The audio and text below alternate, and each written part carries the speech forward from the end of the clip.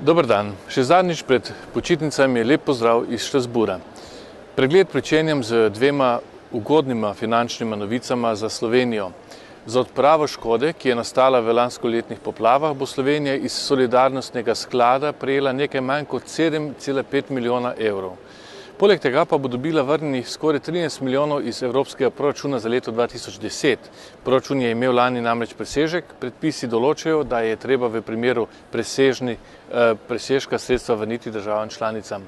Razlika je nastala deloma zato, ker sredstva za izvedbo raznih evropskih programov niso bila v celoti izčrpana. Del sredstev pa se je nabral s prihodki od glob, zamudnih obresti oziroma zaradi tečajnih razlik. Prejšnji teden je Evropska komisija objavila predlog o naslednjem večletnem finančnem proračunu Evropske unije za obdobje 2014-2020. O tem predlogu smo poslanci razpravljali s predstavniki komisije. Parlament vztraja pri tem, da je treba ne glede na ekonomske razmere nameniti dovolj sredstev za investicije v področja, ki bodo izboljšala konkurenčnost in solidarnost v Evropski uniji. Ena od pomembnih postavk evropskega proračuna je pomoč za skladnejši razvoj regij. Poslanci menimo, da je kohezijska politika prinesla veliko vidnih koristi za regije in tudi za državljane. Zato je treba z njo nadaljevati tudi v prihodnje. Med drugim se zavzemamo za novo začasno kategorijo regij, ki bi bile upravičene do pomoči. Gre za regije, ki imajo BDP med 75 in 90 odstotki evropskega povprečja. Poleg tega se poslanci zavzemamo še za občutno povečanje sredstev namenjenih za vse evropske prometne in energetske povezave.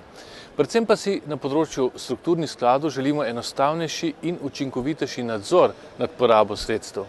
Takšna možnost je denimo ta, da bi države članice pregledovale projekte, komisija pa njihove sisteme inšpekcijskih pregledov. Jeseni bo komisija predstavila nov predlog pravil o strukturnih skladih, med drugim so deloma že znani tudi načrti Evropske komisije glede kulture, izobraževanja, mladine in športa. Prišlo bo do reorganizacije sheme programov, preimenovanja in več denarja, ki bo moral biti bolj učinkovito uporabljen. Manj denarja bo za birokrate in več za tiste, ki ga res potrebujejo. Pregled nadaljujem z sklopom tem in predpisov, ki bodo bolj neposredno vplivali na vsakodnevno življenje v Evropski uniji. Izsledki raziskav vedno znova kažejo, kako pomembna je zdrava hrana za ohranjanje zdravja in preprečevanje bolezni. Z novimi pravili o označevanju živil, ki smo jih sprejeli v tem tednu, bomo potrošniki lažje prepoznali takšno zdravo hrano. Oznake bodo morali biti v prihodnje bolj razumljive, jasne in posodobljene. Na zavitkih živil bo med drugim moralo biti označeno, kakšna je njihova energijska vrednost, koliko maščob, sladkorja in soli vsebujejo. Novi predpisi bodo tudi bolje zaščitili ljudi z alergijami. Podatki o alergenih bodo morali biti objavljeni tudi pri prodaji nepakirane hrane, na primer v restavracijah ali menzah. Do sedaj je bilo treba navesti državo izvora pri svežem mesu le za govedino in teletino. Nova pravila širijo to na svinjino, ovčje in kozje meso ter perutnino. Cilj novih pravil je tudi zmanjšati možnost zavajanja potrošnikov z slikovnimi imitacijami, denimo, ko je na vaniljevem sladoledu slika vanilije, čeprav sladoledov v resnici ni in je njegov okus dobljen le z pomočjo umetnih arom. S prehrano je povezana naša odločitev o gensko spremenjenih organizmih. Parlament daje državam članicam pravico, da lahko zaradi varovanja okolja prepovedo gojenje tovrstnih rastlinskih sort. Sedaj morajo stališče do tega sprejeti še države članice v svetu ministrov. Prometni prekrški in kazni so trenutno precej aktualna tema v Sloveniji in o njih je tekla beseda tudi v Strasbourgu. Nismo sicer govorili o tem, ali so slovenske kazni previsoke, temveč o izterjavi kazni za prekrške povzročene v tujini. Do sedaj se je lahko marsikateri evropski voznik izmuznil plačilu kazni za prekrške storjene v drugi državi. Z novo direktivo, ki bo okrepila čezmejno policijsko sodelovanje v Evropi, pa bo manj možnosti za to. Če boste na primer storili prometni prekršek v Avstriji, bodo lahko avstrijski organi pridobili iz Slovenije podatke o lastniku vozila oziroma vozniku in potem boste v slovenščini prejeli pismo in položnico. Prekrški, ki bodo zajeti v tem okrepljenem sodelovanju, so prehitra vožnja, alkoholiziranost ali vožnja pod vplivom drog, neuporaba varnostnega pasu, telefoniranje med vožnjo, vožnja skozi rdečo luč, neuporaba motoristične čelade in uporaba rezervnih voznih pasov, na primer za avtobus in podobno. Za parlament mora predlog direktive potrditi še svet, potem pa bomo imeli države članice 2 leti časa, da ustrezno prilagodimo nacionalno zakonodajo. Tako da imamo vsi vozniki še nekaj časa, da se privadimo na nove razmere. Naj omenim še, da bo vsaj v začetku država, kjer je vozilo registrirano, dolžna le posredovati podatke, ne bo pa obvezna izvršiti kazni. Ostajamo pri premikajočih temah, verjetno ni treba posebej izpostavljati prednosti, ki jih imamo prebivalci, pa tudi podjetja od članstva v šengenskem območju. Zaradi močnih migracijskih pritiskov pa so države članice zahtevale spremembo pravil o prostem pretoku ljudi.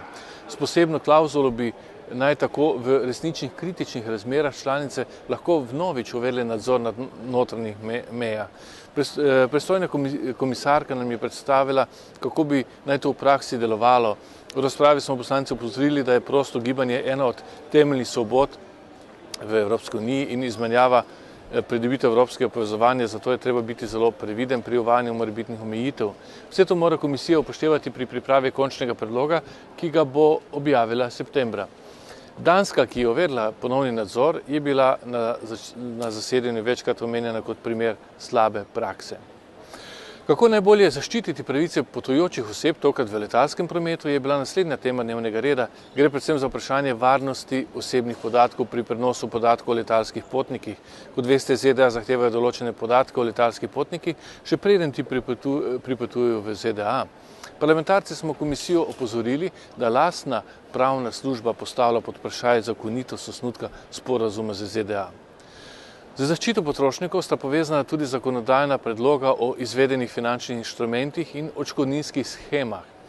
Prvi predlog naj bi zagotovil večjo varnost, preglednost, predvsem pa stabilnost in tako naslovil pomanjkljivosti, ki so se pokazale v minulih letih v tem delu finančnega poslovanja.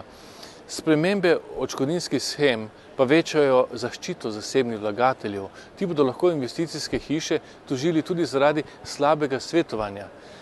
Da se bodo investicijske hiše bolj zavedale svoje odgovornosti, se poslanci zavzemamo za zvišanje zneska najvišje odškodnine na 100.000 evrov. O obeh predlogih se mora sedaj izreči še Svet Evropske unije. Poleg tega smo sprejeli še predlog o prodaji na malo. Število in razpon tokratnih tem je bil res širok. Med drugim smo razpravljali še o tem, kako povečati udeležbo na volitvah v Evropski parlament, ter razmere v Siriji, Jemnu in Severni Afriki. Na govorniškem odru parlamenta sta nastopila tudi madžarski in pa poljski premier. Prva država je namreč končala, druga pa pričela s predsedovanjem Evropske unije. Viktor Orban je povzel dosežke madžarskega predsedovanja. Kot vodja slovenske delegacije v Evropski ljudski stranki sem se premier Orbanu v plenarni dvorani zahvalil za odlično opravljeno delo, kljub zahtevnim okoliščinam.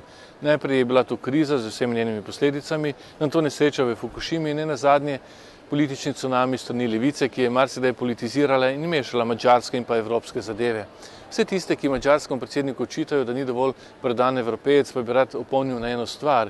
V času madžarskega predsedovanja je bil sprejet tako imenovani evropski semester, ki je po mojem mnenju najbolj evropsko usmerjen mehanizem po spremembi ustave. Premier Donald Tusk pa je predstavil prednostne naloge poljskega predsedovanja. Te so evropsko povezovanje kot vir rasti, varna Evropa in Evropa, ki pridobiva z odprtostjo. Pred parlamentarno javnostjo se je predstavil veliko bolj kot predan evropejec kot pred njim Orban. V teh dneh nas je zapustil tudi velik prijatelj Slovenije, Otto von Habsburg, starosta evropske politike, in v Evropski ljudski stranki smo se od njega dostojno poslovili. V juliju in avgustu, ko bo manj aktivnosti v Bruslju in Strasbourgu, bo pa zato več možnosti, da se morebiti srečamo doma v Sloveniji. Sicer pa vam želim, da preživite prijetne poletne dni. Z Strasbourga se bom spet oglasil v drugem tednu septembra. Hvala za vašo pozornost in lep pozdrav!